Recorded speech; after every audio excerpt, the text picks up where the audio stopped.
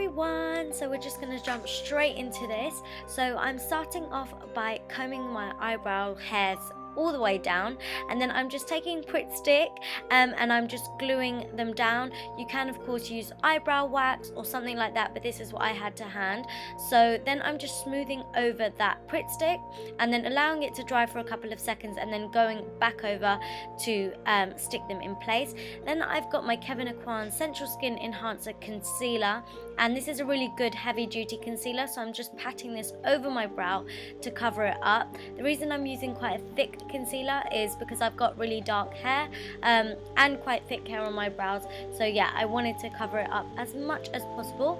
Then I've got my MAC Studio Fix powder, so this is just a face setting powder, and I'm just patting over my brow with this to set it all in place, and that's what I look like without brows.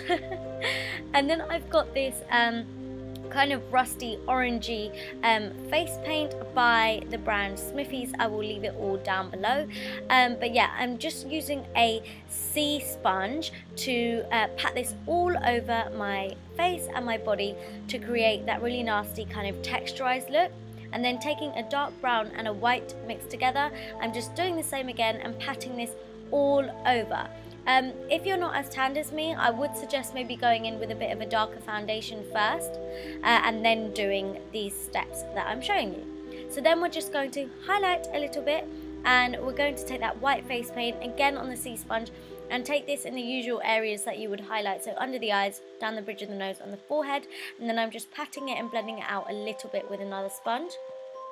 Then just using the darker brown face paint only, I'm again using the C sponge because we want a texturized makeup look, and I'm just going to contour, so I'm just doing it in the hollows of my cheeks, on my temples, and down the sides of my nose as well.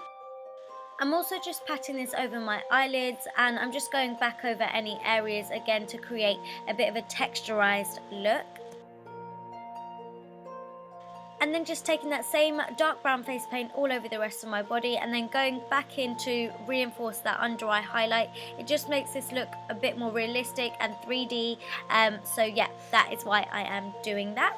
And then I've got my sleek Au Natural eyeshadow palette, and I'm taking this dark brown shade, and I really like it because it's quite a cool toned brown, and just on an angled brush I'm just kind of mapping out where I want my stitch lines to be for my doll. So I'm creating a smile down the middle of my face, and then just on my body as well. Do not worry about lines being perfectly straight, they're not actually supposed to be, so don't worry.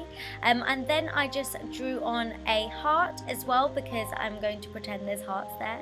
And then what I'm doing is I'm just pulling out that eyeshadow to create a bit of a shadow, basically, to make it look a bit more real. So what I'm doing is I'm going back in with a little bit more brown eyeshadow if I need to, and then again, as you can see, just pulling it out to create more of a shadow.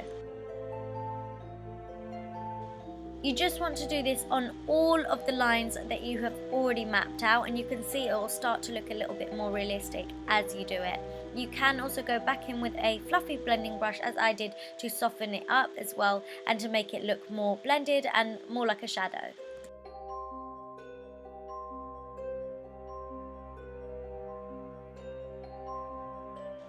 So once that's done, you're just going to go back in on those lines, and you're going to take the black eyeshadow from the palette, or any black eyeshadow for that matter, and you're just going to go back over those lines just to create a bit more depth.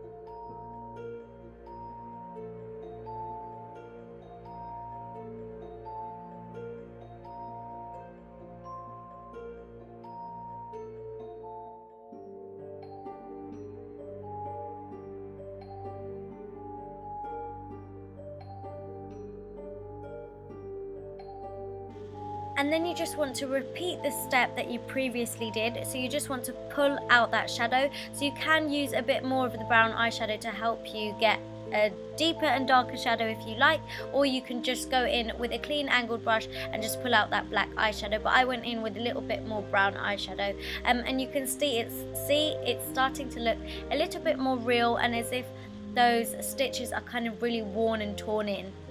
Then I've got my black face paint, and I'm just going to go over those lines once again, just to reinforce those black lines and those black stitches, again just to create a bit more depth.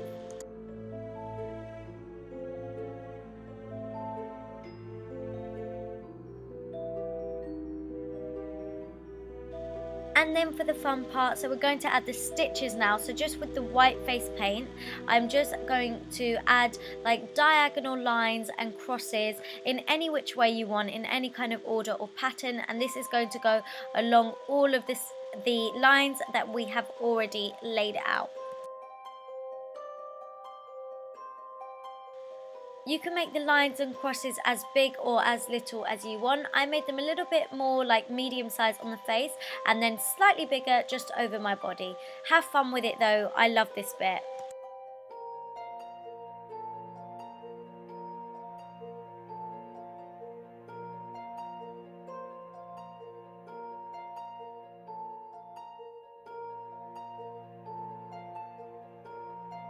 So then I'm just taking the red face paint, and I'm just going to colour and fill in the heart that is on my chest. So I'm just using a slightly larger brush to do this, and I got my brushes for face paint from an arts and crafts store from Hobbycraft. So yeah, I didn't use like my normal face brushes for the face paints, and it was super cheap, and you don't have to worry about them getting ruined or anything. And then I'm just going back around the heart with the black face paint again to bring it more to life, and then going back in with the brown eyeshadow to create more shadow and depth around that heart as well, and just blending it out. You then want to create your little stitch marks on your heart as well, because they have also been sewn onto your chest, and then just going back in with the brown eyeshadow. What I'm doing on a smaller brush, I'm just going around each and every single one of the lines, and what this is going to do is, again, it's just going to make it pop out and make it look a bit more realistic. So it's not as if they're like flat on your face, it's like there's a shadow behind it. So all you want to keep doing is every time you do something, create a shadow, and it just makes it look a lot more realistic. So I'm just going around all of the stitch marks that I have created. And then with a black eyeshadow, I'm creating like a half moon crescent on the end of each of the stitches on every single one of them. And again, what it's going to do is it's going to make it look like kind of like a stitch hole, and just making it look a little bit more real. And all these little things honestly make such a big difference.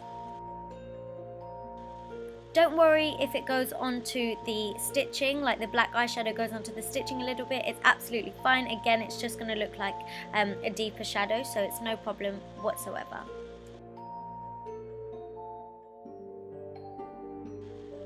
And then again, just creating some more shadow just along the heart, just to make it look a little bit more realistic. And yeah, that is the whole purpose and point of this. It's quite difficult when you're doing face paint and stuff like that. You just want to bring the character to life, so shadows are the way to go. So for the eyes, we're going to create large buttons as our eyes. So I am taking my black face paint and just painting on a large circle onto my eye, and then colouring it in.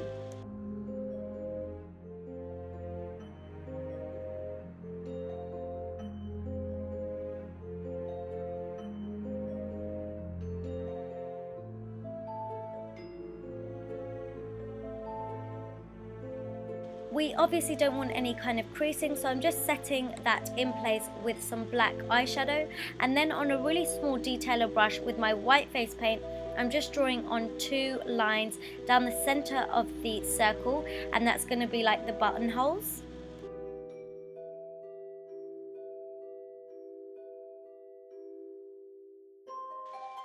And then guess what I'm doing?